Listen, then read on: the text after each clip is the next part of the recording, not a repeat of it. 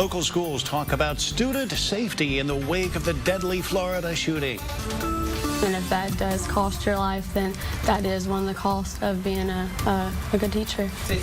Unwavering dedication, future teachers overcome fear inspired by a coach's ultimate sacrifice to protect students. Later, how you are helping to knock down Beaumont crime with some dramatic breakthroughs and a sad trend.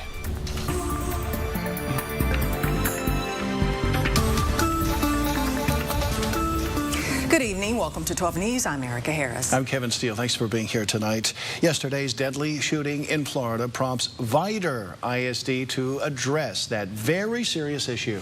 The question of how to curb school violence, the answer seems to involve parents, counselors, and security officers. William Blanchett has more from the district. And I think everybody's trying to figure it out, as they do every time. We don't want this to happen again. 17 people killed in one of the most deadly school shootings in modern history. Troubled because I have grandchildren still in high school and 2 in college.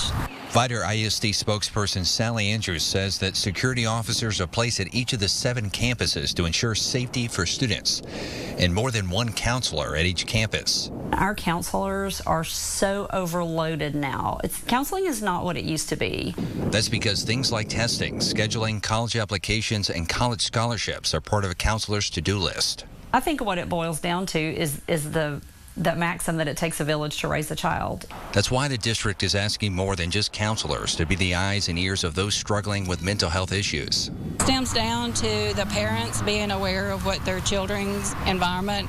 I'm not sure that counselors are always aware of that. You know, kids have a personal life. Vidor ISD spokesperson Sally Andrews says there are signs people can watch out for.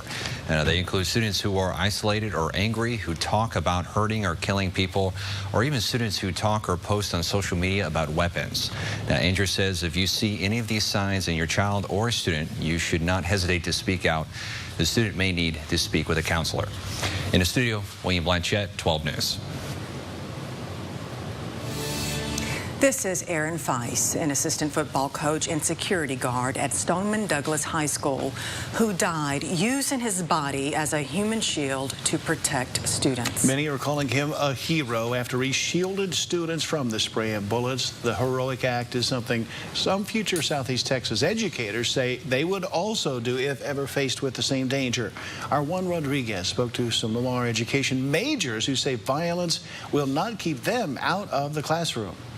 Your number one priority is going to be your students and protecting them, and if that does cost your life, then that is one of the costs of being a good teacher.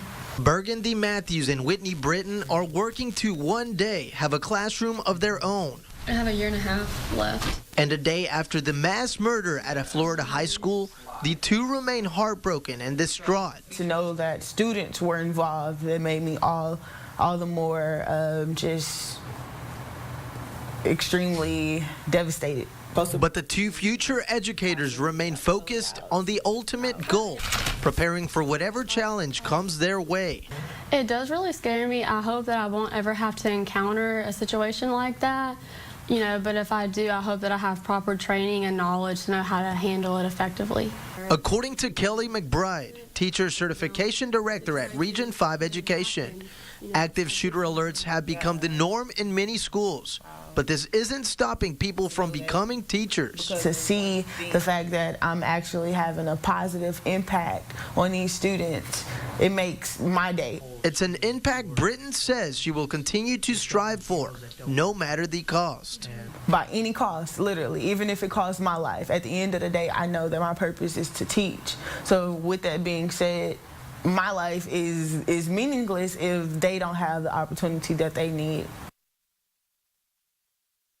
Danny Lavette, Executive Director for Region 5 Education Service Center, tells us that they encourage schools to update their crisis plan and to have a drill each year. As for the future teachers that I spoke to, they tell me that it's worth the risk to pursue something they're really passionate about. And for them, it's teaching. In studio, Juan Rodriguez, 12 News. Thank you, Juan. It provokes a number of questions like what are the danger signs to look out for? How can we keep the kids safe in class? Joining me now, Jefferson County Sheriff Zena Stevens to talk further about it. Thank you so much for being here. No problem. We talked about the signs, you know, this notion of seeing the anger, talk about hurting people, talk about weapons possibly. Are there other things we should specifically be looking for that says we have a hurting person here, we have a potential threat? Absolutely. I think, you know, people who exhibit behavior of hopelessness, that, you know, there's no hope for the future for them. People, you know, we've seen where students begin giving some of their personal possessions to others, to some of their close friends. And so usually through social media, we've kind of talked about that already, you know, people detail plans, manifestos. We've also run across the idea of, you know, having weapons or trying to purchase weapons. And so there are a lot of indicators. I think teachers and friends, people who spend the majority of the time with individuals who are experiencing some of these conditions would be the best people to give us that information. Notify principals and teachers. It's okay to do that. It's okay. We absolutely want, even if you're wrong. We've had cases where individuals have reached out to us and they've been wrong. But that's okay. Yeah, it could prevent something where somebody would be right, sadly. You know, as we see this Florida situation, you know, we wonder about some of that, especially in a child. If you see some of the signs in your child or maybe another loved one, what steps should you be taking along those lines of the call that you talked about? There is even a warrant that could be obtained if necessary. If people are depressed or exhibiting behaviors that, you know, would have you to believe that they're in crisis, mental health crisis, that they may hurt themselves or someone else, you could always go to the local JP, Justice of the Peace, or the county judge, and they can issue something that is called an emergency detention warrant. And what that would do would give us an opportunity as law enforcement to pick them up and take them and force them to be screened or assessed, their conditions to be assessed, and get them help. Certainly, if we're wrong, if the family members are wrong, then they'd be released. And so on that warrant, with that warrant, individuals can be held up to 72 hours just to make sure that they're okay. Yeah. Are too many of these folks ending up in jail as opposed to maybe the right treatment? Well, and that's important. You know, the mental health plan or program that we have in our state right now lacks resources. It's a funding issue, and so we have to do a better job, I think, as a community. We have to provide beds, you know, for individuals, and so lots of times, because there's no place to take them, police officers who are at their wits' end, they run across individuals in our community and they bring them to our facility. It is not against the law to be suffering from some type of mental illness. And so what we're trying to do now is reach out. You know, we're working with hospitals and, you know, even in our correctional facility, trying to get people who are professionals in the mental health field to assess individuals and find out, you know, where they need to be and try to find bed space for them. It's a compassionate policy. We've got to do it. I thank you so much for taking the time with us, by the way, and also for just giving this some serious thought, because that's our society now. The shooting is opening conversations all around America, but it's opening conversations between parents and their children as well. And our very own Erica Harris had this talk with her young son. It wasn't an easy task. Erica, tell us more about that. That's right, Kevin. Unfortunately, we live in a country where innocence is lost. When I'm supposed to be having a conversation about last night's homework or what's on the lunch menu, my husband Kenny and I had to have this conversation with my 12-year-old this morning. What to do if there's an active shooter in your school? Do you hunker down in the classroom, or do you try your best to escape?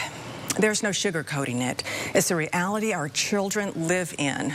School shootings can happen anywhere, at any time. No big city or small town is immune from this. So my husband and I decided, with heavy hearts, we will prepare our children to face the harsh realities of the society we live in today. And with this in mind, we told our sweet little son to be prepared, but not to live in fear. It's a war out there. It really is. So each day, my husband and I arm our two boys with knowledge, truth, and most importantly, prayer. And then we wait and we pray that they will return home safe. We'll be right back.